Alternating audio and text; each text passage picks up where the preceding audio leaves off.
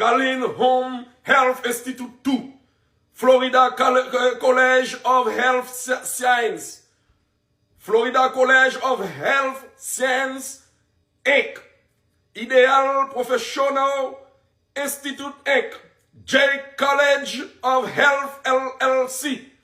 MedLife Institute, West Palm Beach, MedLife Institute of South Florida, MedLife Institute School of Nursing, Palm Beach School of Nursing, Quisqueya Healthcare Academy, Quisqueya School of Nursing,